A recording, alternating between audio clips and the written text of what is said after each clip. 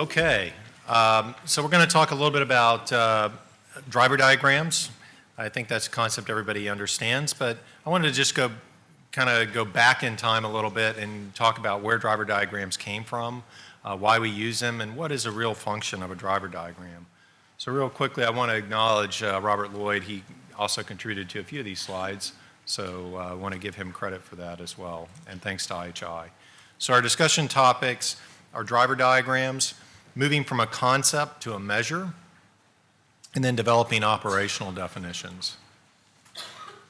So here's where we are in our quality measurement journey. Those ideas in red are really what driver diagrams start to get to the heart of, and what they actually help to outline. So this is an interesting paper that was published. It actually was it was a thesis paper of sorts. How many people are familiar with Clay Christensen? Clay is a very interesting guy.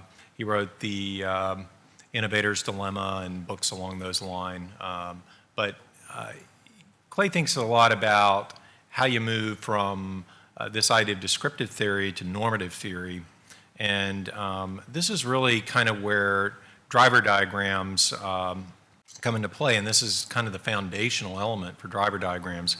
So part of the work that IHI did around driver diagrams was actually developed out of Procter & Gamble, actually has a product roadmap. And they have a conceptual product roadmap. So they go out and they start to think about what is a problem they're trying to solve. Now you wouldn't think that a toothpaste company essentially would be really interested in trying to solve people's problems. But in fact, that's how they like to think about their problem. They're not a toothpaste salesperson. They're a bad breath problem solver. They're a tooth stain problem solver. They're an image problem solver.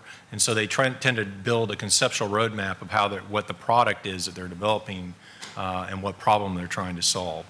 So this idea of going from descriptive theory, essentially, I'll see if my pointer can go here. So if you go from the top up, to descriptive theory, we observe, describe, and measure the phenomenon. And then we have categorization of the attributes of the phenomenon. Then we have preliminary statements of correlation. So again, in science, what we always talk about is, and you'll hear this argument all the time, is it causality or correlation? Well, this is really the leap that has to occur. And in improvement science, this is actually the area where our field-based research takes place. This is all our ideas of change out here, and then we get up into normative theory. So driver diagram, as we'll show in a moment, is essentially, it starts off as a descriptive theory of what we think the problem is, and what we would expect over time is that the driver diagram gets refined, consistently refined, because of the use of the PDSA cycle and using the model for improvement. We start to move into a normative theory where we actually have better and better data, where we have more confidence that the changes we're seeing are actually due to some causal reason that we've tested carefully and followed over time. And so that really is essentially the essence of how driver diagrams work. Obviously in normative theory, we observe, describe, and measure the phenomena. The categorization of the circumstances in which we might find ourselves, and then also a statement of causality. So here's just a sample driver diagram, and I wanted to just give you a quick roadmap of where you might find yourself. So, your outcome desired is essentially related to step one of the model for improvement. What is a problem we're trying to solve? And that's essentially what step one is, as most of you know. But steps 2 and 3 are really addressed in your primary and secondary and tertiary drivers. The driver diagrams I've seen here, many of you are doing an excellent job of thinking through conceptually through the problem. Some of you have actually moved on even into some of the causal, through testing, into some of the causal elements that apply to your health system that you've discovered and have tested quite extensively in your health system and found that they are true drivers. So this is kind of a nice way to think of a very simplistic problem. So we have Frank here, not Frank Federico. He would hurt me if I ever That's not Frank Federico. But and this is what Frank is, and this is where Frank wants to go. So his aim is real simple. He wants a new me. So his primary drivers he found were calories in and calories out. Again, notice these are concepts. This is his concept of what the problem is. He wants his primary drivers to be calories in and calories out. So what are the drivers of calories in? Well, he can limit his daily intake. He can substitute low-calorie foods. He can avoid alcohol, which might also apply to calories out. He can work out 5 days, and he can walk to errands. So now he's going to test something based on one of these concepts. So what is a test that he wants to do? Well, maybe his test is a small PDSA cycle. For 1 day, he believes that he's going to keep a food diary and use that to see if it will modify his daily intake. So his belief is that based on the concept of limiting daily intake drives calories in, the amount of calories in, which will lead to a new me, that he's then going to try to identify a solution, if you will. In healthcare and in many other things in life, you will find people jumping to solutions many times before they think through the concept and the problem. And what this really is designed to do is to cause us to back off of the solution until we've conceptually mapped out the framework for the problem we're trying to solve. So that's essentially the magic of the driver diagram. So he tests it, and maybe he has a good day, and lo and behold, he got his calories down to 1,400 that day, and then he waits another day, and maybe he does another test. He tests 2 more days, and he averages, let's say, 1,600. So he's got some belief that maybe this will work. And he collects data for a week, and he tests every day. He gets a 1,400, 1,600, 1,800, 2,700. Wow, what happened? Well, he went to his best friend's birthday party, and they really blew it out. So, he sees that there's some issues with the reliability of it. Not a bad idea, but it isn't a foolproof plan. So he's got to keep going back. Complex problems. Is anybody familiar with the concept of wicked problems and problem complexity science? So one of the problems about complex problems is they don't have simple one-off solutions. And this is the nature of the systems we work in. It's the nature of improvement work. One of the things that's very challenging is to have early success and basically say, hey, mission solved, and off we go. This happens a lot. Then we watch the data, and then all of a sudden, we continue to collect data, and later the data starts to change again. So what happened?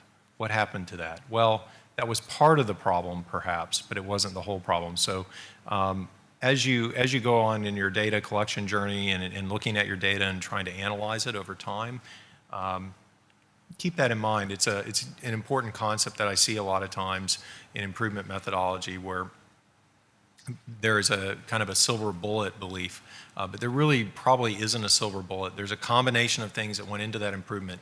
For example, one of the things we'll see is called the Hawthorne effect. So people pay a lot of attention to something for a period of time, and then the minute you lay off and quit going around and nagging them, then the variation comes right back in, and you're just as bad, if not worse.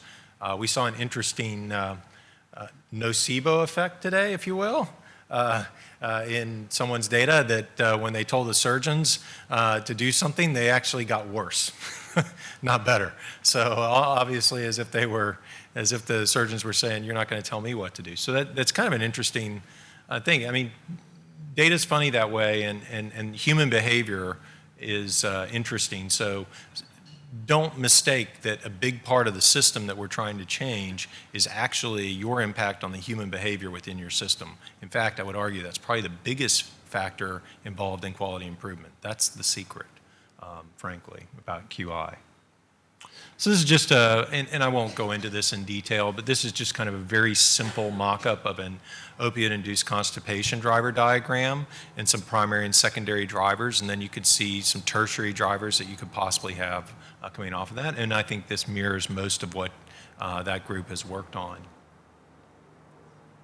This is more of a macro driver for how to think about effective pain management, so if that were our goal.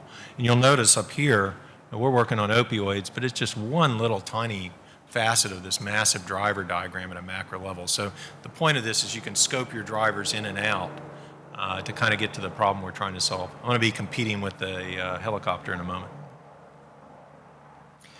So how do we move from a concept to a measure? So every concept can have many measures, but which one is the most appropriate? So here's some potential measures for a concept. So OIC, you can measure percent of patients with a daily BM, percent of patients who receive prophylactic medications per protocol who are also receiving opioids, percent of patients who received OIC education during hospitalization. OIRD, you look at the number of cases, percent of cases, number of naloxone rescue cases.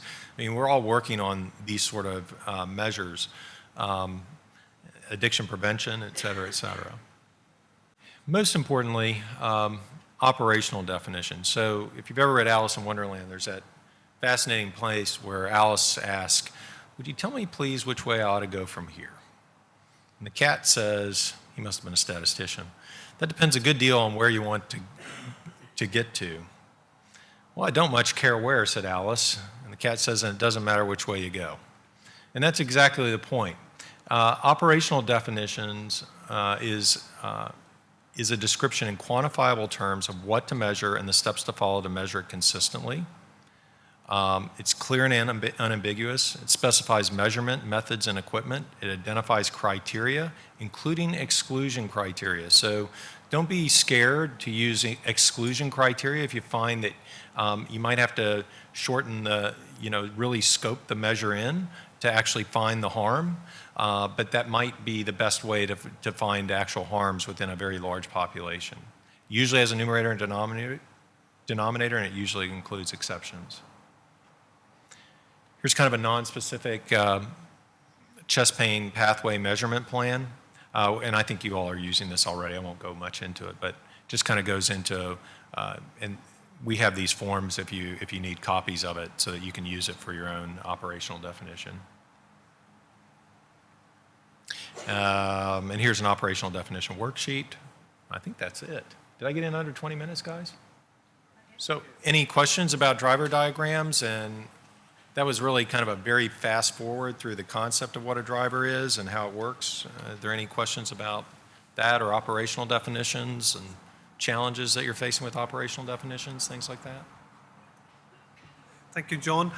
Just want to say on driver diagram, so I've gone through all the driver diagram, and I think we're in a really good, fantastic position because we all got a theory of how we're going to make that change happen. And I think one thing which I've observed, and one of the challenges which I faced when I was compiling is the change ideas. So a lot of the things which is there on the change idea, I felt a lot of them are just at a conceptual level. We need to bring it down to a level where we can test it. So the change idea has to be very specific. Say, for example, we will try a sticker. That's a very specific idea. So we need to reach to a specificity level when it comes to change idea. Will that be right to say?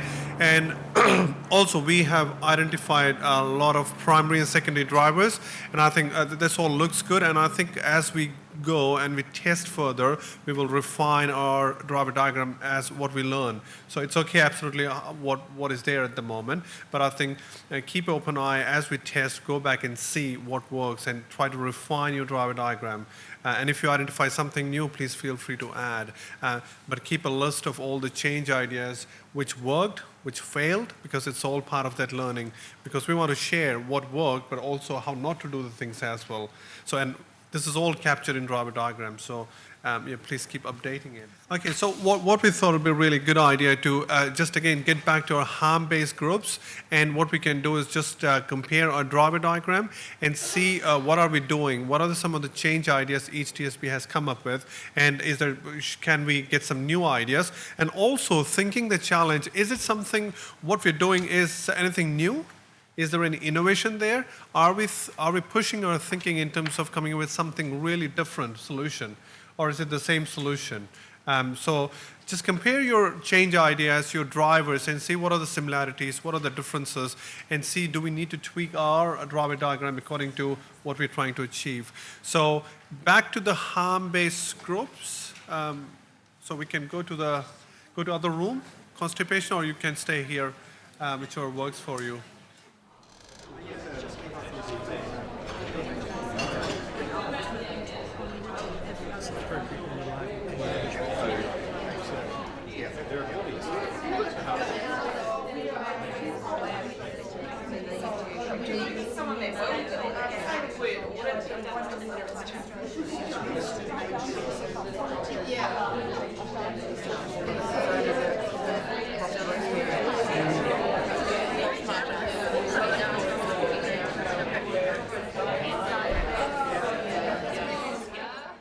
Rather than giving feedback now at this point, at this end of the day, what we thought from the Commission's perspective, that for those people that either wanted some help or some clarification or whatever, that we'd organise a WebEx for you so that we can just have that discussion maybe next week. Well, we need to set a date, but whatever suits. Does that work for people? Is that okay?